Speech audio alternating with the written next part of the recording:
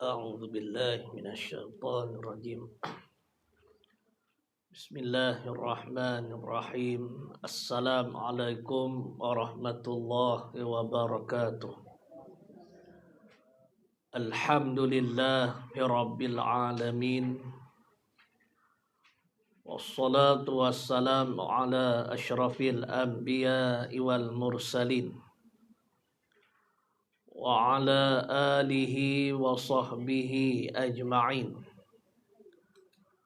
قال الله تعالى في القرآن الكريم: قال رب اشرح لي صدري ويسر لي أمري واحلل عقدة من لساني يفقه قولي ولا حول ولا قوة إلا بالله العلي العظيم. Yang dihormati Abang Nasir serta seluruh ahli keluarga, tuan-tuan dan puan-puan, muslimin, muslimat, dan mudahan dirahmati Allah Subhanahu wa ta'ala. Alhamdulillah, pertama dan selamanya bersyukur kita kepada Allah Subhanahu wa ta'ala kerana masih lagi memanjangkan umur kita, di mana pada pagi ini, pagi yang ke-23 bulan yang keempat dalam Islam, Rabiul Akhir 1446 Hijrah. Allah Subhanahu wa ta'ala masih lagi memanjangkan umur kita serta memberi kita hidayah dan taufik untuk sama-sama kita hadir kuliah pada pagi ini. Jadi insya-Allah pada pagi ini kita sambung kembali. Kita menggunakan kitab Idaman Penuntut jilid yang pertama, iaitu pada menghuraikan yang kusut berkaitan dengan ilmu fiqh, khususnya dalam bab ibadah. Dalam bab ibadah, sambungan kitab Rumi pada muka surat yang ketiga. Sambungan kitab Rumi pada muka surat yang ketiga. Kita masuk di bawah tajuk najis dan cara menyucinya. Baik. Jadi sebagaimana kita sedia maklum, kebiasaan dalam kitab fiqh ni dia mula dengan bab taharah terlebih dahulu, iaitu bab bersuci. Dan dalam bab bersuci ni dia di antara satu bab yang sangat penting lah. Kerana apa? Kerana daripada bersuci ni nak mengesahkan semayang kita, nak bawa kepada ibadah-ibadah yang lain ni turut diterima. Maka dengan sebab itulah menjadi fardu ain kepada kita bahawasanya kita kena kenal najis. Kita kena kenal najis dan juga cara untuk menyucinya. Baik. Kemudian dia kata sini, tiap-tiap benda yang cair atau lembut keluar daripada dubur, dubur kemaluan belakang atau kubul kemaluan depan, hukum dia ialah najis. Jadi maksud sini ni ialah apa-apa yang keluar daripada dubur ataupun kubul sama ada benda tu cair atau benda tu lembut, maka dikira sebagai najis. Dia tak semestinya, kalau biasanya kita air kencing, kita berak, kemudian termasuklah kalau keluar darah ke apa ke daripada kemaluan depan ataupun belakang, maka dikira najis. Kemudian melainkan kecuali yang tak dikira najis ni ialah air mani. Melainkan air mani. Jadi dalam air mani ni, air mani dia tidak najis. Sama ada air mani manusia ataupun air mani binatang. Binatang pula dikait pula yang lain daripada anjing dan juga babi. Lain daripada anjing dan juga babi, atau anak daripada kedua anjing dan babi itulah salah satu tu. Jadi atau anak salah satu daripada keduanya dengan binatang yang lain sekalipun. Binatang yang lain walaupun binatang tu dia suci. Dipanggil anak kacukan. Anak kacukan. Jadi dia kata tidaklah termasuk dalam hukum najis jika benda yang keluar itu keras seperti biji-bijian. Sekiranya ditanam ia tumbuh baik. Dia dalam bab sini ni asalnya ialah benda yang lembut ataupun benda yang cair. Benda yang cair ni macam air lah. Benda yang lembut kita kata macam taik lah kita kata. Taik. Tu Ustaz macam taik keras tu tak najis juga. Dia najis lah. Dia kira najis juga sebab dia dikategorikan dengan benda yang lembut. Kemudian kecuali air mani lah. Kecuali air mani sama ada air mani manusia ataupun air mani binatang. Yang lain daripada anjing dan babi ataupun kena mengena daripada dua dia, daripada anjing dengan babi tu. Jadi kalau kata ada kena mengena dengan anjing dengan babi maka dikira najis juga. Tu maksud dia gitu. Baik. Kemudian tidaklah termasuk dalam hukum najis jika benda yang keluar itu keras seperti biji-bijian. Sekiranya ditanam ia tumbuh. Contoh apa ni macam kita makan buah kan, contoh caranya. Kemudian makan buah tu sekali biji tertelan. Lepas tu masa kita buang air tu dia keluar sekali. Jadi biji tu tak dikira najis lah. Tapi kalau dia campur dengan najis tu dikira najis juga lah. Dikira najis juga. Tu maksud dia gitu. Baik. Contoh macam mana? Contoh dia kata sini, demikian jua cacing. Cacing hukumnya tiada najis. Ni biasa budak lah. Untuk makan ubat cacing masa kecil budak. Cacing. Dia keluar tu dia tak dikira najis. Cuma kena najis. Kena najis tu jadi mutanajis lah. Bila kata keluar tu diiringi dengan najis. Misalnya iring dengan taik ke, dengan kencing ke, yang tu dikira najis lah. Kemudian dia kata boleh dibersihkan dengan dicuci. Jadi boleh dibersihkan, mana kita bersih balik, cuci kira okey lah. Tetapi batu yang keluar daripada seseorang yang disebut sakit karang tu, ataupun kita kata batu karang tu. Jadi batu karang ni dia memanglah batu, golibnya batu, tetapi dia asalnya daripada ayak kencing tu. Dia kumpul daripada ayak kencing tu, maka hukum dia najis juga. Kadang-kadang orang dia buat simpan. Kan batu karang tu dia buat ulak tu dibuh dalam botol disimpan. Dia buat apa? Aku tak tahu buat apa. Nak simpan. Jadi kena ingatlah, tu dikira najis. Sebab tu kalau kata kita buh dalam bukit contohlah buh dalam bukit. Tak boleh dia kata tanggung najis tu. Dia kira tanggung najis. Tak boleh sebab apa? Sebab batu tu dia dia kumpul hasil batu tu daripada air kencing tu. Maka dihukum dengan najis. Sebab tu batu karang ni minta dalam lindung. Sakit dia kata. Mereka kata sakit. Mereka kata lah, mana bisa kena lah. Mana kena tahu. Mereka kata jangan cari pasal. Sakit. Sebab tu dia di antaranya kalau kita rasa nak terkencing jangan tahan lah. Teruslah buang. Lepas tu minum air banyak, minum air masak lah. Minum air banyak kan. Tapi bila minum air dia nak terkencing lah pula. Tu lah. Tu maksud dia gitu. Baik, tak apalah no. Tu maksud dia no.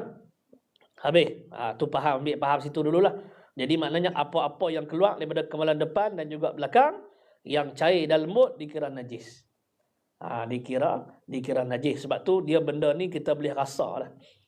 Kita boleh rasa. Jadi macam contoh misalnya kita nak semayang ke ataupun tengah semayang ke, tiba-tiba berasa macam terkeluar daripada kemaluan depan atau belakang. Tak kira lah sama ada benda tu cair ke lembut ke, maka situ tu dah kira najis lah. Maka kalau kita tengah semayang tu, batal semayang tu. Batal semayang. Jadi kita je yang tahu, orang lain tak tahu. Sebab tu penting untuk kita ni kenal najis kemudian cara nak menyuci dia. Tu maksud dia gitu. Baik. Sebab tu ada yang tanya, kalau air mani ni dia bukan najis. Maknanya boleh ambil air wuduk lah. Boleh ambil air wuduk. Larat lah kumpul dua kolah mampu. Menurut saya. Mereka duk buat tanya soalan macam tu pula. Kita kata memang bukan najis. Kalau macam tu boleh ambil wuduk lah. Boleh lah. Tapi nak kumpul dua kolah boleh lah. Baik. Tu maksud dia gitulah. Dia kadang-kadang soalan tu pun tak apalah, nak tanya, nak tahu lah. Kemudian sambung lagi dia kata, manakala dia kata manakala benda yang keluar daripada lubang yang lain, lubang yang lain daripada kubur dan dubur, hukumnya suci. Lubang yang lain tak lubang telinga ke, lubang hidung ke, lubang mulut ke, maknanya hukum dia suci melainkan muntah. Muntah dan air liur basi. Air liur basi yang keluar daripada tembuni makanan, warna dia kuning dan bau dia busuk. Dia kedua-dua tu najis. Dia satu lagi macam kita tidur. Caranya bila kita tidur ni biasa kadang-kadang air liur basi ni keluar. Kena baju apa, bau tu kita tahu bau tu busuk. Yang tu najis tu. Jangan pula kita pakai baju tu pergi sembahyang. Kita tak basuh. Jangan. Yang tu najis. Dia biasanya yang kata apa ni, air liur basi ni dia daripada dalam perut ni. Pada dalam perut ni dia keluar. Dia keluar. Biasanya kalau kita tidur ni biasanya dia boleh keluar lah. Tidur. Tu yang kadang-kadang bantai kita tu jadi peta tu. Peta semenanjung Malaysia. Kalau tak kerak basuh dia jadi peta. Tu maksud dia gitu lah. Baik. Ya. Muntah budak tu. Muak tu lah. Muak tu dia kira najis tu. Melainkan muntah. Dia tak ada kait, maksudnya budak pasal dia daripada dalam. Dia kira najis. Najis. Dia kira najis. Sebab dia muntah, dia daripada dalam. Lepas tu dia muak tu. Dia muak tu. Tu dia kira ni kan najis tu. Baik. Sebab tu dia kata sini benda yang keluar daripada lubang yang lain daripada kubur dan dubur, hukum dia suci melainkan kecuali muntah. Dan air liur basi yang keluar daripada tembuni makanan, mana asal pada makan, warna dia kuning, itu sifat dia lah. Kemudian dan bau dia busuk. Jadi kedua-dua tu dikira najis. Dikira najis. Baik, habis. Kemudian benda-benda lain yang najis. Dia kata najis yang lain ada banyak sebagaimana berikut, iaitu darah, nanah, danur. Danur ni ayak bisa. Ayak bisa, susu binatang yang tak boleh dimakan. Susu binatang yang tak boleh dimakan. Tak kira lah apa-apa binatang tak boleh dimakan, susu dia tu najis lah. Kemudian arak. Tiap-tiap benda yang cair yang memabukkan. Yang memabukkan, tidak yang beku atau keras. Anjing, babi, kacukan anjing babi tu, dan segala bangkai, semuanya najis kecuali bangkai manusia, ikan dan belalang. Sebab tu ikan kita tak sembelih. Ikan dia asalnya bangkai ni ialah, takrif dia apa bangkai? Bangkai ni ialah satu binatang yang mati tak sembelih, yang tidak sembelih mengikut ketetapan syarak. Tu asalnya gitu. Baik. Kemudian timbul soalan, ikan ada orang sembelih? Tak ada. Sebab tu dikecualikan. Ni disabit dengan hadis ni. Kalau kita baca Quran, Allah Ta'ala sebut di antaranya Al-Maidah ayat yang ketiga, hurrimat alaikumul maitatu waddamu walahmul khinzir. Diharamkan bagi kamu makan bangkai, darah dan daging babi. Jadi bangkai ni takrif dia ialah binatang yang mati yang tidak disembelih mengikut syarak. Sebab tu kalau kata contoh ayam kena langgak lori ayam tu mati dengan sebab langgak lori, boleh tak kita makan? Tak boleh, dia sebab bangkai. Dia kena sembelih. Kena sembelih. Asalnya dua-dua matilah, sembelih pun mati, langgak lori pun mati. Tapi dia yang kata takrif bangkai ni ialah yang mati yang tak mengikut sembelihan syarak. Yang tak mengikut sembelihan syarak. Begitu juga waddam. Waddam maknanya darah. Kemudian walahmul khinzir, yakni daging babi. Dia asalnya lahmul khinzir ni disebut mana daging babi. Walaupun sebut daging, dia itlak daging tapi maksud semua. Jadi sebab tu dalam bab nak tafsir pun dia kena tengok tafsiran ulama. Sebab tu kita kita tak ada keupayaan untuk memaham sendiri dalam bab ayat Quran pun kita tak ada ni. Sebab tu kita kena tengok tafsiran ulama. Sebab kalau zohir, kalau kita baca zohir, maknanya daging babi. Oh, mana kalau daging tulang boleh Oh, siapa kata boleh makan tulang? Tak, pasal Quran kata dagingnya. Kata daging lah. Tak, sebab tu situ tu dia masuk kaedah min itlaqil juz'i wa iradatil kulli. Sebut satu juzuk, sebut daging, tapi maksud dia kul, maksud dia keseluruhan. Maksud dia semua. Bukan makna daging saja. Bukan makna daging saja. Sini ni perlu kepada pemahaman yang jelas. Takut kita salah faham. Takut kita salah faham. Itu maksud dia gitu. Baik. Jadi samalah untuk memahami ayat-ayat mutasyabihat dan sebagainya, itu perlu kepada mengaji. Perlu kepada mengaji.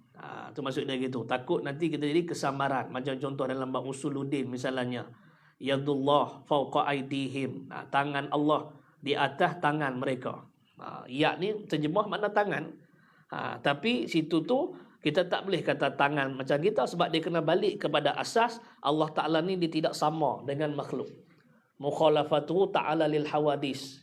Laisa kamislihi syai'un. Itu semua dalil menunjukkan Allah Ta'ala tidak sama dengan makhluk. Habis tu kata tangan, maka ulama dia takwil lah. Dari segi salah, walaupun dia tidak takwil, tapi dia tanzih. Maksudnya tanzih ni dia memensucikan Allah daripada sama dengan makhluk. Maknanya bukan tangan macam kita ni, tangan yang selayak bagi Allah, tapi dia syarat dia tanzih dulu. Dia tanzih dulu. Kemudian ulama khalaf pula, tangan situ dengan makna apa? Dia takwil dengan makna qudrah, makna kuasa. Dengan makna kuasa, bukan makna tangan macam kita. Itu maksud dia gitu lah. Baik, tak apalah tu. Balik pada cerita kita ni. Sebab itulah sekalian bangkai ni semuanya najis, kecuali bangkai manusia. Bangkai manusia tak dikira najis, termasuklah ikan dan juga belalang. Ikan dan juga belalang. Sebab tu kita ikan kita tak sembelih. Walaupun dia mati itu asalnya bangkai lah, tapi bangkai yang dihalalkan. Bangkai yang dihalalkan. Itu maksud dia gitu. Baik, habis. Kemudian bahagian najis. Najis itu pula dibahagikan kepada 3 bahagian. Ni kita duk mengaji sekolah agama rakyat dulu lah ni, nak mengaji. Tak apa. Dia sebab tu bab mengaji ni dia kena sentiasa upgrade. Kena sentiasa upgrade. Walaupun kadang-kadang kita ni duk main kuliah ni, kadang ustaz cerita tu benda yang kita dah tahu dah. Tapi tak apa. Tak apa. Dia kita mengaji, tak apa mengaji mengaji. Walaupun benda diulang pun tak apa, tak ada masalah. Kadang-kadang ada juga orang bertikai mengaji apa bab sembahyang tak habis-habis, sembahyang lama dah. Lama dah kalau tak betul buat apa? Ada juga orang dia tak faham. Dia tak faham. Tu maksud dia gitu nah. Oleh dia atas kebiasaan dia sembahyang. Tapi perbuatan sembahyang dia tu bawa kepada tak betul. Bawa kepada tak betul. Kadang-kadang dia tak faham yang kata rukun qauli itu dia kena baca dengar di telinga sendiri. Kadang-kadang baca, kadang-kadang sengak mayang tak ada bunyi apa. Rupanya dia baca dalam hati. Tak sah baca dalam hati. Dia rukun qauli mesti dengar di telinga. Tu maksud dia gitu. Melainkan kalau dia bisu apa tu cerita lain lah. Tu yang kata perlu kepada mengaji. Baik. Jadi dalam bab pembahagian najis ni pula, najis itu pula dibahagikan kepada 3 bahagian. Yang pertama najis mukhaffafah, iaitu yang ringan. Apa dia najis yang ringan ni? Iaitu air kencing kanak-kanak lelaki yang di bawah umur 2 tahun. Timbul soalan. Perempuan macam mana? Najis perempuan dia tidak masuk mukhaffafah. Dia masuk mutawassithah. Yang masuk mukhaffafah ni air kencing kanak-kanak laki-laki saja yang di bawah umur 2 tahun. Kemudian pula syarat dia apa? Yang belum makan makanan secara mengenyangkan. Melainkan dia hisap susu saja. Tidak ada yang lain. Kalau dia dah bawah 2 tahun, walaupun dia bawah 2 tahun, tapi dia dah makan macam-macam, benda mengenyangkan, roti ke apa sebagainya, maka air kencing dia tu tidak lagi dikira mukhaffafah. Tidak dikira mukhaffafah. Maknanya yang minum susu saja. Yang bawah umur 2 tahun. Kemudian kanak-kanak lelaki. Tidak termasuk perempuan. Kanak-kanak perempuan walaupun bawah pada 2 tahun, najis dia tetap dikira najis mutawassithah. Najis pertengahan. Itu maksud dia gitu. Baik. Jadi najis mukhaffafah ni, najis ringan ni, bagaimana cara menyucikan dia? Dia kata sini cara menyucikannya boleh direcikkan air saja, rata-rata pada tempat terkena air kencing itu setelah diperah atau dibuang airnya, iaitu memadai dengan tidak payah dijirus atau dicucurkan air itu atasnya. Baik.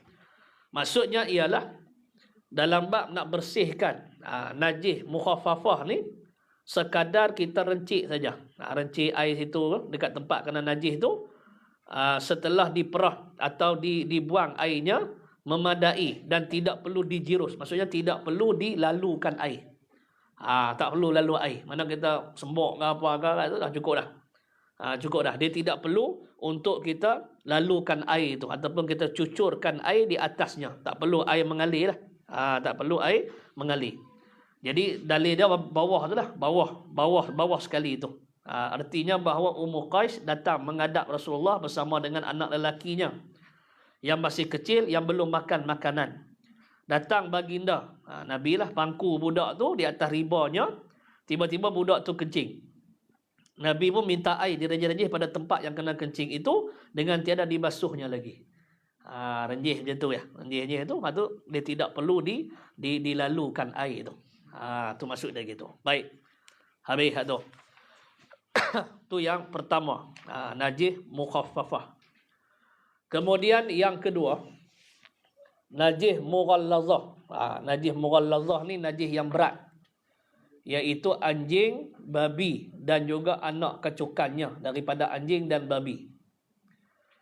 Jadi kalau kita tengok dari segi hukum, dari segi hukum fiqh sikit, dia anjing dan babi ni dua-dua kategori najis berat. Tetapi dalam bab anjing ni dia ada ringan sikit. Bab najis tu najis berat lah. Sebab tu anjing ni, dia panggil anjing yang apa ni, ada guna anjing ni. Dia boleh untuk jaga kebun kita, boleh. Ataupun untuk berburu boleh. Tapi dia ada syarat. Dalam bab berburu, dia kena faham apa yang kita kata. Kita kena ajak dia panggil anjing muallamah, anjing yang mengaji punya. Kita kata dia lari, dia lari. Kita kata dia duduk, dia duduk. Sebab tu bila anjing perburuan ni, bila kata tak lari, contoh dia ligan kijang ke rusa ke, pok dia tangkap. Bila dia tangkap, mati kijang tu. Halal makan. Halal makan. Maknanya tak payah sembelih lah. Tak payah, dia dah ambil tu. Tapi dengan syarat dia faham bahasa kita. Tapi kalau kita duduk kedai kopi, tiba anjing liak main makan apa ke, kemudian mati. Boleh tak makan binatang tu? Tak boleh. Tak boleh, jadi tu jadi bangkai. Ni dipanggil anjing yang apa ni, yang dilatih lah. Tu anjing muallamah, anjing yang dilatih. Begitu juga boleh bela anjing untuk jaga kebun. Jaga kebun boleh. Tapi anjing tak boleh bela macam kucing, tak boleh. Tak boleh dia buat peluk lah, apalah. Ada dulu ni dia duduk viral kan. Orang Islam kita, bela dengan anjing. Anjing ni duduk duduk bela duduk dalam rumah, tak boleh. Malaikat rahmat tak masuk, malaikat maut masuk. Kalau macam tu kau bela anjing, malaikat maut tak masuk, panjang umur belaka. Tak, malaikat rahmat dia tak masuk. Tapi kalau bela anjing untuk jaga kebun boleh. Boleh, kena bagi makan lah, kena bagi makan apa sebagainya. Tapi babi tak ada guna punya babi. Kalau suruh jaga kebun, ampun, kosok-kosok habis kebun tu dia sodok habis. Tak boleh. Babi ni memang tak boleh. Tak boleh buat bincang punya babi. Tak boleh buat bincang. Dia memang tak boleh buat bincang. Bela apa tak boleh. Kalau kita bela, kita yang rosak. Kita suruh jaga kebun apa? Kebun tu dia sodok habis semua. Tu nah. Tapi walaupun anjing ni dia ada guna, tetapi dia tetap najis mughallazah. Najis yang berat. Sebab tu dia kata sini, jika seseorang terkena anggotanya atau pakaiannya dengan darah binatang itu tu rujuk pada anjing dan babi lah, atau taiknya, atau kencingnya, atau air liurnya, atau badannya yang basah, maka cara menyucinya hendaklah dibasuh 7 kali setelah dihilangkan airnya, setelah dihilangkan ainnya tu, bukan airnya kot, ain kan, setelah dihilangkan ainnya ni maknanya ain najis tu. Ain najis tu sama ada warna ke, bau ke, ataupun rasa. Sudah gitu. Baik. Dengan jirus yang pertama ditambah 6 kali jiruh lagi. Jadi maksud 7 kali ni, 7 kali maknanya 6 kali ayak mutlak, 1 kali ayak tanah. Kemudian ayak tanah ni macam mana? Ayak tanah ni ialah ayak tanah lah. Ayak tanah mudah je. Campur, kemudian bila tanya, ni ayak apa? Ayak tanah. Ayak tanah. Ada apa? Ayak tanah tu. Ayak tanah tu. Kalau kata contoh, kita buat, ni ayak apa? Ayak apa? Nak apa? Ayak apa? Tak tahu nak. Yang tu tak boleh lagi. Dia biar sampai orang kata, ayak apa ni? Ayak tanah. Hak tu. Jangan pula pergi kata Bandung ke apa, ke TIS ke apa. Ya. Ada di tanah. Tanah. Asal ayak tu tanah. Tak apa tanah liat ke tanah ke apa ke. Dia maknanya ayak tu jadi ayak tanah. Kita kata ayak tu ayak tanah. Jadi boleh lah. Tu maksud dia gitu. Jadi daripada 7 kali tu, sekali ayak tanah. Jadi sekali tu nak buh mana? Buh mana? Tak apa. Nak awal ke, nak tengah ke, nak akhir ke. Dia tidak syarat. Kemudian 6 kali lagi, mana air biasa. Cuma satu daripada 7 tu, jiruh itu air dicampur dengan tanah. Ayak dicampur dengan tanah. Tu maksud dia gitu. Baik. Kemudian dan ratakan di mana tempat yang kena najis tu. Tempat kena najis tu kita ratakan. Walaupun jika dikincahkan, dikincahkan benda yang kena najis binatang itu ke dalam air yang keruh dan yang berarusan.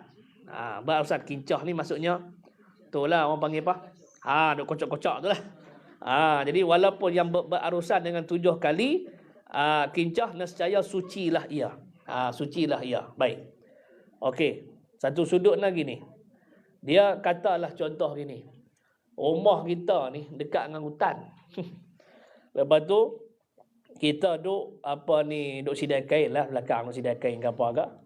Kemudian duk tengok tapak dia ada. Tapak dia ada. Tu macam mana kita nak suci tu. Jadi situ tu maknanya dengan sebab turun air hujan lah. Air hujan tu dia menyuci balik. Bila dia campur dengan tu dia suci balik.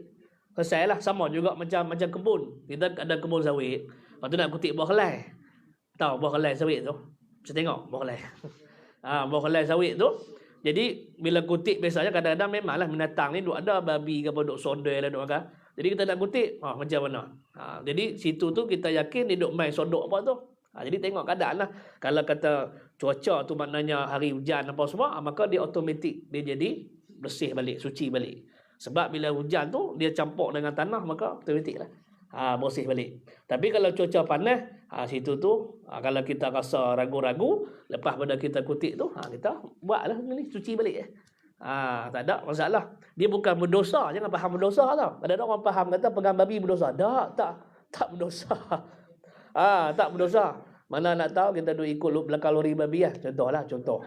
Lepas tu lori tu accident. Lori tu terbalik. Kau jatuh sekok lah. Tuduh jatuh sekok lah. Jatuh sekok. Anak babi jangan pak babi sondoi kita balik awal tu. Jadi duk siang kat dia kan. Tu gede merah tu. Lepas tu macam mana nak buat? Boleh lah pegang tak apa. Dia bukan berdosa pegang.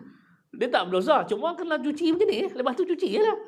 Oh, lagu tu salah. Nak ni bukan lagu. Hukum. Kalau lagu lain. Kalau lagu.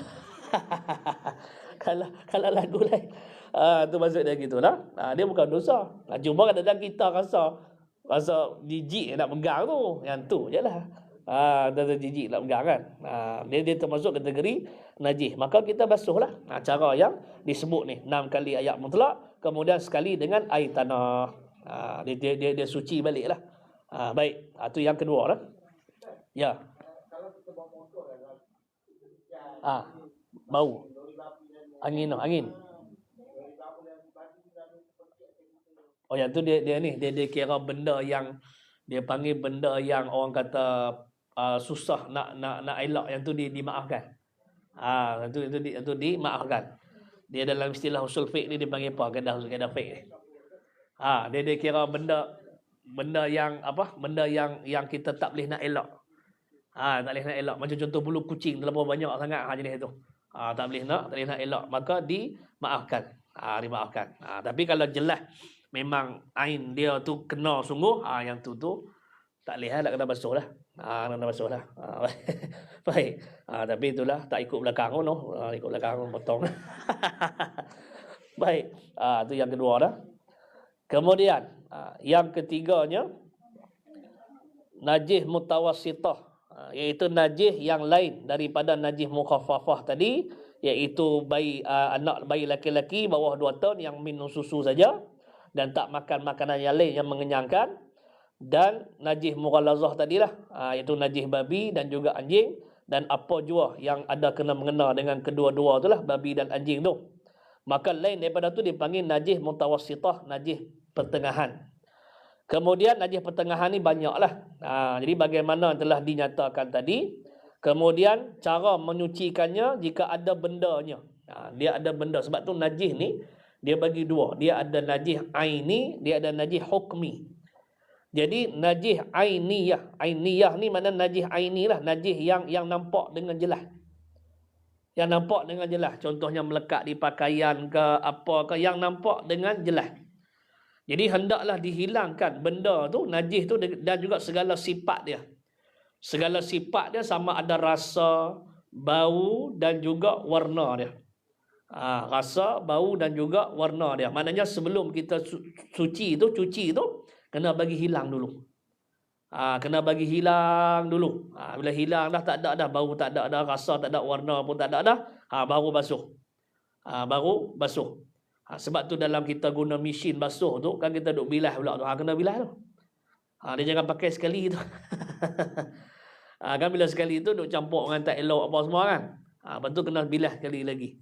Kena bilas sekali lagi. Sebab tu bila kita buang air tu kan dia turun bawah tu. Tak apa. Mana supaya macam kita jirui. Semua macam kita jirui. Tu maksudnya gitu nak. Baik. Tak apalah tu.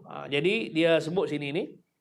Dia kata sini, jika telah dibasuh, kalau dah basuh dah, didapati tiada hilang rasanya seperti pahit atau kasap dia dah. Kesat tu. Atau kesat mana ada rasa lah. Nescaya tiada dimaafkan. Tak dimaafkan. Ni ikut mazhab kita ni.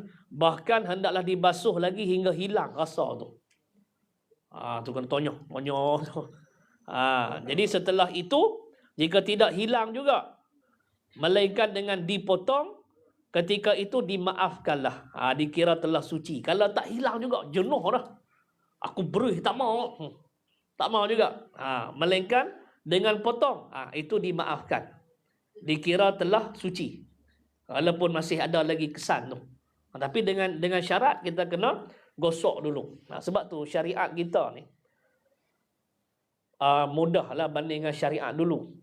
Syariat dulu ni kalau baju kena pada pakaian, najis lah, najis kena pada pakaian, tak boleh basuh, kena kerat.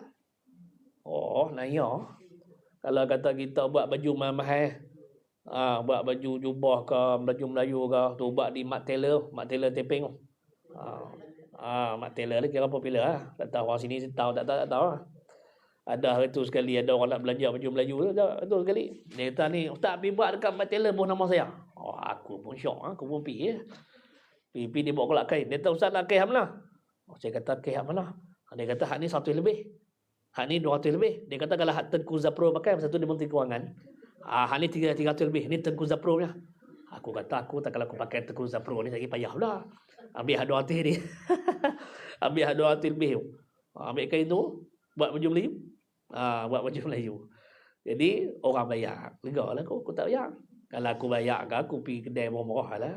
Bazar Kemboja ke. Bazar Kemboja pun mahal ke dah. Buat situ. Lepas tu satu lagi baju kot. Baju kot belanja agak. Yang tu ambil kain paling murah ya, 500 kain tu. Baju kot tu ada 2,000 pun dah. Lepas tu saya kata kalau aku buat 2,000 kau masuk parlimen pun dah. Kalau aku masuk parlimen ke sidang DUN ke. Apa rasanya? Tak apa agak lah. Boleh tak? Boleh. Lepas tu buatlah situ. Jadi Nak cerita kata, kalau kata contohlah, kalau kata syariat kita kalau kena najis tak boleh basuh kan. Kena kerat. Agak-agak macam mana? Nampak? Agak macam mana? Nah, ya noh, kena ibu-ibu beli jubah mahal tu. Tak tahulah. Tapi tengok. Boleh basuh sebab tu tengoklah. Syarak dia tak tekan tu, dia tak tekan terlampau ni. Bila dah tak boleh juga, nampak dimaafkan. Nampak macam mana? Dah tak boleh hilang. Melainkan kalau kena potong, takkan nak potong. Sayanglah kan. Jadi dimaafkan. Nampak tak syarak kita ni? Samalah dipanggil ruksah. Kita musafir boleh jamak qasar. Boleh ruksah kita puasa. Kalau keluar sebelum subuh boleh buka puasa walaupun kita tak dahaga. Tapi yang mana aula dia puasa lah. Wa antasumu khairul lakum in kuntum ta'lamun. Dan puasa itu lebih baik jika kamu tahu. Tapi kalau buka berdosa tak berdosa, wajib kena qada. Yang tu ya. Nak qada tu tak mau, dah hang tinggal kena qada lah. Tu maksud dia gitu dah. Baik.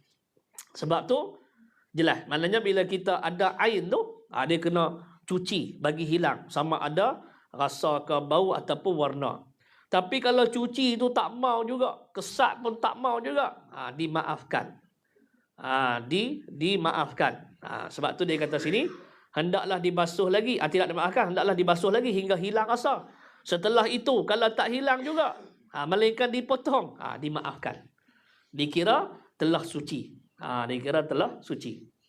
Baik, kemudian adapun bau atau warna jika telah dibasuh dan digosok 3 kali tidak hilang, tidak hilang, hukumnya dimaafkan, dikira bersih juga. Ini cerita lah, macam contoh kan. Macam baju singlet kita ke, biasalah duduk dalam bukannya lawa kadang-kadang. Tambah pula baju putih pula. Baju putih ni lama-lama kita pakai walaupun kita duduk basuh. Jadi apa? Kuning jadi kuning. Jadi maknanya dimaafkan. Dimaafkan. Cuma kalau nampak macam teruk sangat tu, pilih beli lain. Baju pagoda. Ada itu adik saya. Dia kata baju pagoda hang lama-lama ni buat ke buruk buat ke buruk. Buat ke buruk. Dia kata teruk sangat dia kata. Buat ke buruk lah. Nanti aku belilah lain pula. Dia malah lama-lama walaupun dia asalnya dia walaupun color tu dia pudak dan sebagainya, tapi bila kita duk basuh tu dia dimaafkan. Dimaafkan makna dia anggap bersih lah. Cumanya dari sudut pandang tu lah nampak tidak tak apa nak cantik lah kan, tak apa nak elok. Sebab tu dia sebut sini, adapun bau atau warna jika telah dibasuh dan digosok 3 kali tak hilang, hukumnya dimaafkan, dikira bersih juga. Dia tempat-tempat yang strategik macam bawah ketiak, tu tempat strategik tu. Tapi duduk dalam tak nampak lah. Tak nampak. Jadi situ. Jadi bila agak-agak dah nampak teruk sangat tu, tukar lain lah. Beli baru. Baik. Tapi dah Ustaz, dia sedap pakai Ustaz. Sedap pakai kat mana aku tak tahulah. Sedap pakai. Tapi nak cerita kata, bila kita duduk basuh tu, walaupun color dia turun dah jadi kuning dan sebagainya, maka dianggap bersih juga. Jadi bila kita bawa semayang tak apa. Kita luar pakai baju lawa lah dalam. Tak apa boleh. Tak menjadi keraguan. Kotlah kadang-kadang kita tanya, aku duk pakai baju ni dalam ni, baju mengantik lalat lah dengan color dah pudak lah jadi kuning lah, apa boleh ke? Tapi bau tak ada apa, bau okey lah, bau saya sabun, bau semua elok ya. Maka boleh dimaafkan. Dikira bersih juga. Nampak? Ni syarak dia tidak tekankan kita terlampau, orang kata dalam sangat. Sebab tu dia dalam fake ni, dia bila nampak nak dah tak boleh pi dah, dia akan terbuka. Tapi dia tak boleh buka dulu. Tak boleh. Macam kita semayang. Dan semayang fardu lah. Sholli qa'iman, semayang ni kena berdiri. Fa in lam tastati' fa qa'idan, tak boleh berdiri, kena duduk. Tapi dia tak boleh terus duduk. Melainkan semayang sunat. Semayang sunat tak apa. Sebab tu tak boleh terus duduk. Kalau semayang tu berdiri. Tapi kalau tak boleh berdiri, memang tak boleh berdiri. Berdiri kalau jatuh. Tak apa, duduk. Ataupun baring. Boleh. Tapi kalau sembahyang sunat, boleh kita sembahyang duduk tu sembahyang tarawih tu. Nak duduk daripada awal, rakaat pertama sampai rakaat 20, duduk tak apa. Cumanya bersedialah jawab soalan lepas habis sembahyang. Awak sakit lutut ke? Tu lah. Tak ada apa, tu masih sembahyang duduk saja. Oh, boleh tu. Lah semua pakai duduk belakang semua. Sembahyang sunat boleh. Sembahyang fardu tak boleh. Lalu tak boleh. Sebab tu kadang-kadang dia kita nak hukum orang ni, kita tak boleh kita nak hukum orang sebab kita tak tahu dia tu macam mana. Kadang-kadang Lani ni mungkin dah ramai tegur kot. Dulu ada hari Jumaat kan, hari Jumaat. Tak apalah, dia semayang bawa kerusi. Dia semayang bawa kerusi, dia jalan berdiri boleh. Jalan bawa kerusi, lepas tu semayang duduk terus. Situ tu kita nak kata apa? Kita sangka baik sangka baik apa? Bila dia nak semayang tak boleh, dia kan nak jatuh. Masa berjalan tak apa. Sebab tu diri dia je boleh hukum. Diri dia boleh hukum. Kita tak boleh hukum. Kadang kita kata tak sah kamu semayang. Kita tak tahu dia tu macam mana. Tapi atas jalan adatnya, bila hang boleh berdiri, boleh berjalan, mestilah boleh berdiri masa semayang tak masih. Ni tak, dia terus duduk. Tak sah tu. Saya biasa tegur dalam khutbah Jumaat saya sebut. Saya kata tuan-tuan duduk tepi dinding tu. Saya tuan-tuan duduk tepi dinding tu, lagi semayang, tuan-tuan boleh berdiri kan? Berdiri dulu. Ni tak, dia terus duduk. Relax. Tengok tu. Tak apa, saya duduk tengok khutbah tu tak apa. Masa semayang tu. Sedangkan masa mereka main tu kita nampak mereka berjalan. Bukannya orang pimpin ke orang musuh. Itu cerita lain. Dari segi adat, kita kata mereka boleh berdiri. Bila boleh berdiri, fardu kena berdiri dulu. Ada asal mereka duduk tu kita sangka baiklah. Mungkin kalau mereka nak sembahyang, melangkah takbir tak boleh. Kalau nak jatuh. Tu. Tapi kalau pergi mengai tak apa, boleh. Pergi mengai boleh. Sebab tu kita kadang-kadang satu orang dia tak boleh nak sujud. Kita tahu sujud kena sujud bawah. Mungkin dia tak boleh kaki dia macam mana ke apa ke. Jadi dia sujud atas kerusi. Kadang ada kata tak sah. Kita tak boleh nak jah macam tu sebab kita tak tahu keadaan dia. Hanya dia yang tahu diri dia. Hanya dia yang tahu diri dia.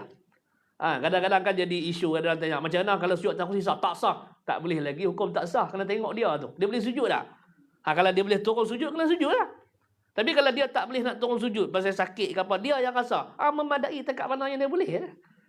Sebab tu kalau dalam bab semayang atas kursi ni lagi luas dia punya perbincangan. Kena ikut orang tu. Orang tu keadaan dia tu macam mana. Jadi kita nak hukum kita tak tahu. Sebab tu kita minta sihat. Bila minta sihat ni ibadah boleh sempurna. Ada satu kok tu hari tu tak boleh nak sujud. Muka apa sakit. Teriaklah sakit tak boleh nak sujud. Berapa bulan tak boleh nak sujud. Pasal kaki, masalah kaki. Alhamdulillah ni elok lah. Masalah kaki.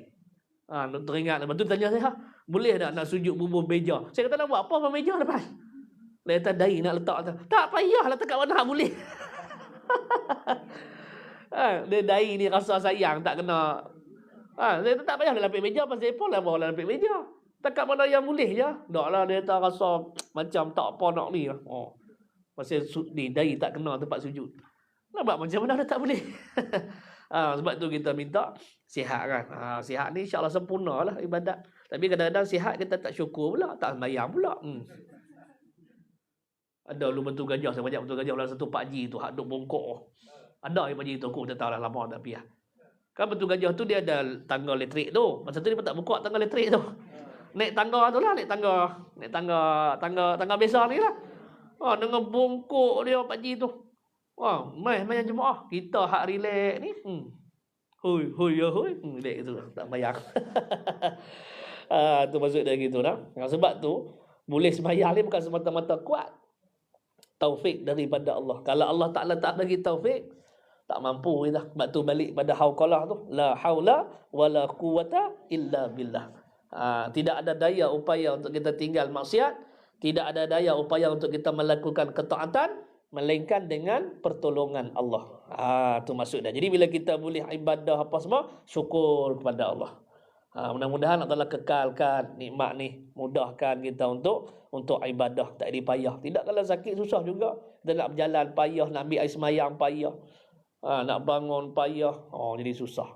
Tapi semayang kena semayang. Ikut keadaan lah. Keadaan masing-masing. Tu maksud dia gitu. Baik. Tak apalah tu. Habis. Tu contohnya lah. Jadi balik pada cerita kita sini. Sebab tu dia kata lagi, maka jika najis itu sudah tiada ainnya. Sudah tak ada ain dia. Mana tak nampak. Tak nampak ain dia. Warna ke, bau ke, rasa ke. Dan tidak lagi sifatnya najis hukmiyah. Dan tidak lagi sifatnya. Dia panggil najis hukmi. Yang tidak nampak. Contoh seperti air kencing yang sudah kering. Pada kain. Dan hilang sifat-sifatnya memadailah dengan dijirus air pada tempat yang kena najis itu. Jadi maknanya kalau dah tak nampak najis hukmiyah, maknanya hukmi yang tak nampak, mana air kencing dah sudah kering. Ni dalam kitab Bughyatul Tulab ni. Ada dalam kitab Bughyatul Tulab tu, bab taharah ni lah. Dia kitab tu kitab Syekh Daud, tapi kitab Syekh Daud ni biasanya dia dicampur juga dengan bahasa Banjar, sebab Syekh Arsyad Al-Banjari itu Syekh Daud Fatani, Syekh Samad Palembani ni depa ni seangkatan.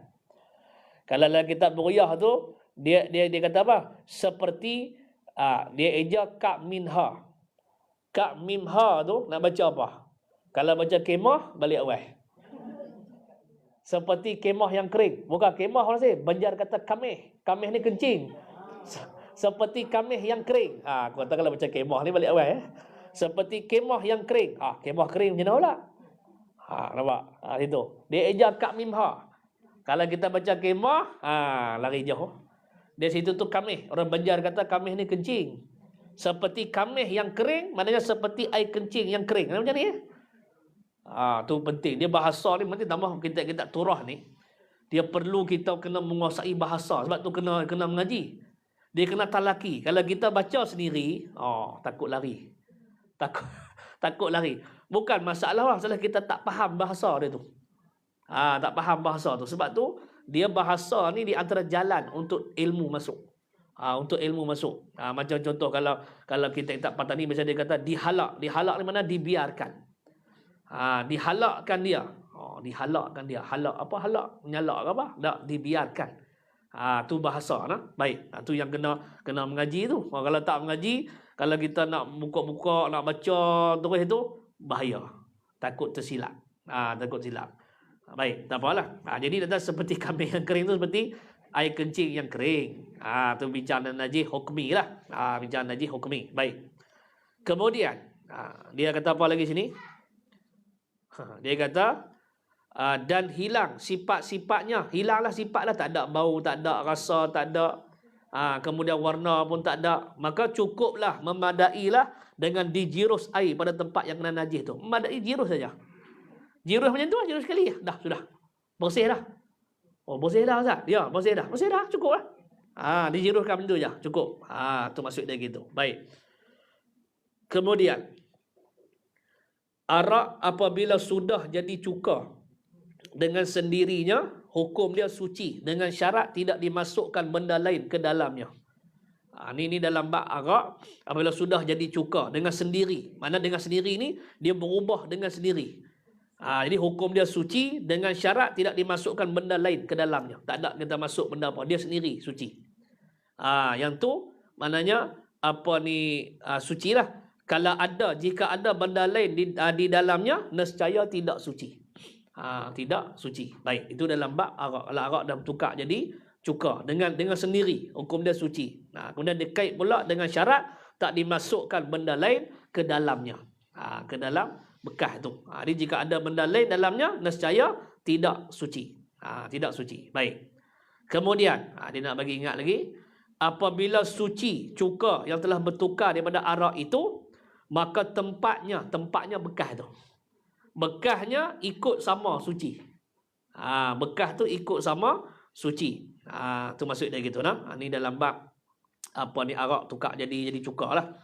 Baik, tak apalah tu. Kemudian peringatan. Cara membasuh tiap-tiap yang kena najis yang diiktiraf oleh syarak ialah dengan dicucur. Dicucur ni makna jirus. Atau dijiruskan air yang suci ke atas benda yang dibasuh. Orang sebelah utara menyebut air lalu. Meskipun sekali lalu. Bukan pandu lalu. Yang tu drive thru. Tu maksud dia gitu lah. Baik. Jadi maknanya kita basuh tu cuci. Sebab tu kalau mesin pun, mesin yang ayak turun lah. Turun.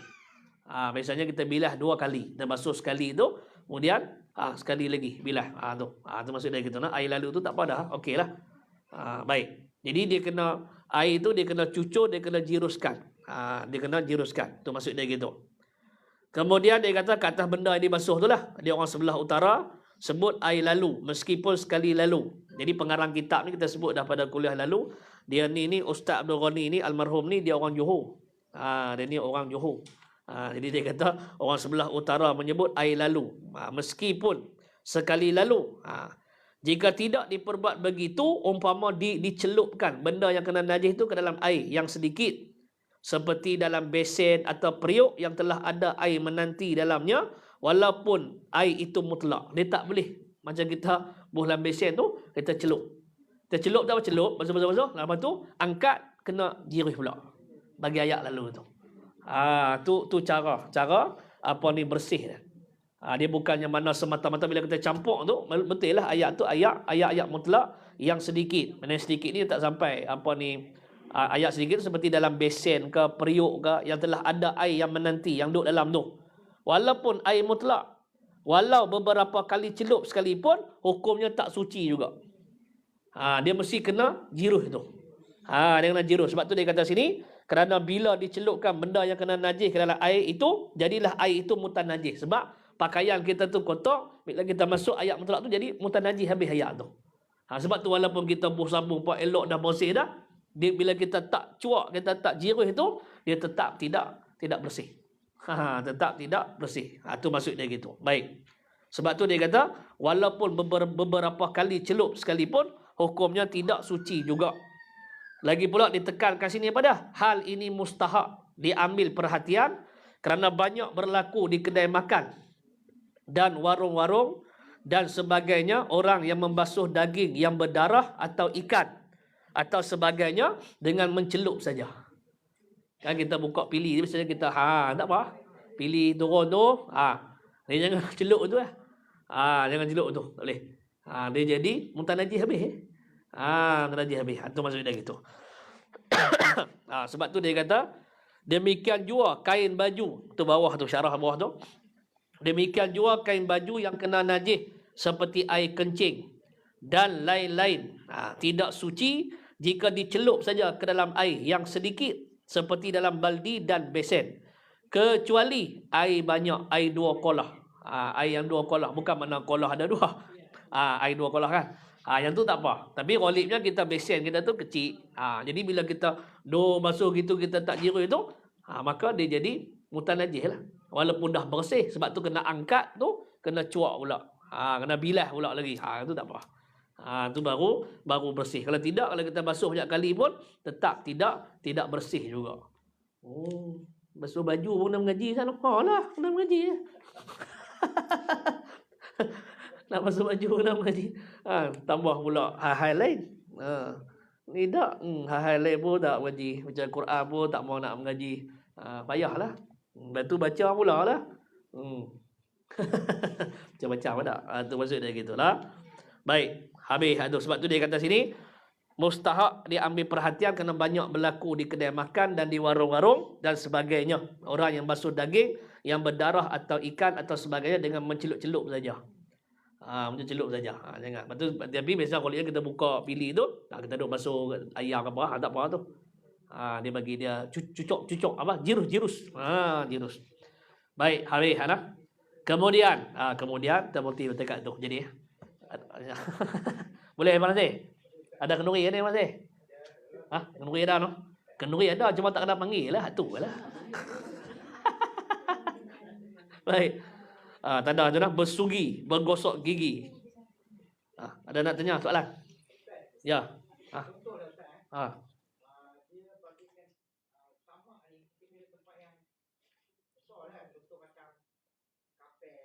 Okey.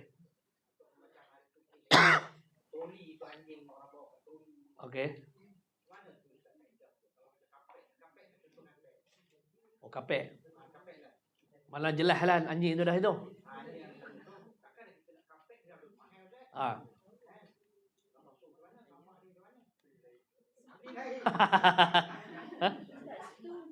Sertu tu kulit binatang. Sertu tu kulit binatang macam orang duk buat macam kulit boya tu, orang duk buat ambil tangan apa tu. Tu kena sertu lah, dia kena cuci, kena buang habis segala-galanya. Jadi bila tu jadi suci balik. Asalnya macam kulit boya apa tu kan, taruh kedai apa. Kena gitu lah. Tu dia panggil sertu. Tapi babi tak boleh sertu, babi dia apa tak boleh. Babi. Tak boleh nak guna dia tu tak boleh. Tak boleh. Dia sertu ni makna kulit tu dia buang habis semua lah. Adalah pakailah apa-apa tawah ke apa kan dia cuci bagi habis di luar. Tu dia panggil sertu. Jadi macam mana tu? Tu payah nanti beli lain lah tu jawapan. dia dia kena nak bagi nak cuci tu jenuh. Ya, ada apa lagi? Ada soalan? Okey. Bau.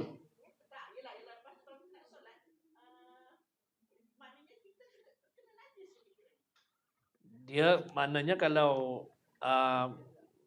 bantai tu kalau kata lekat kat apa badan kita pakaian ke maka kira ni kan najis itu.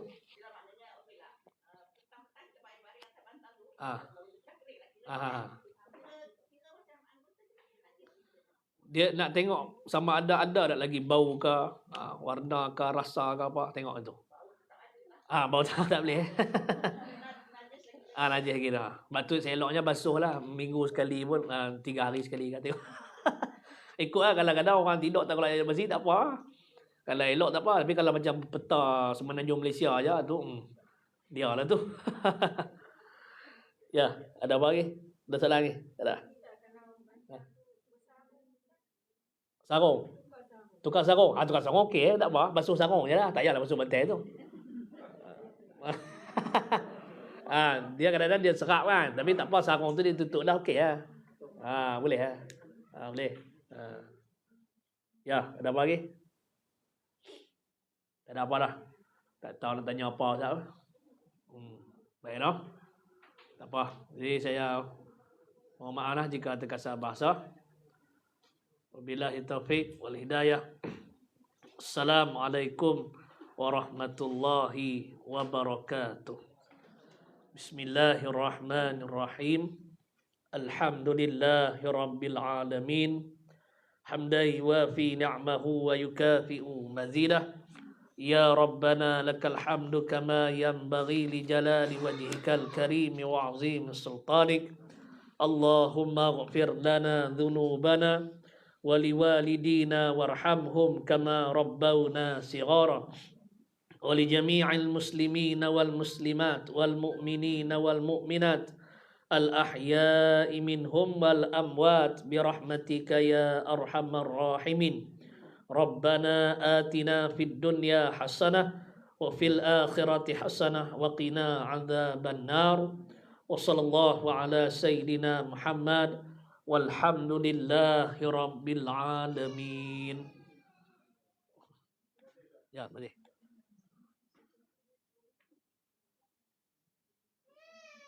Oi.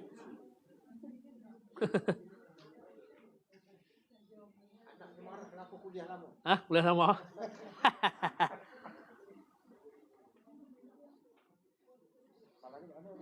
Malah ni disedim ni.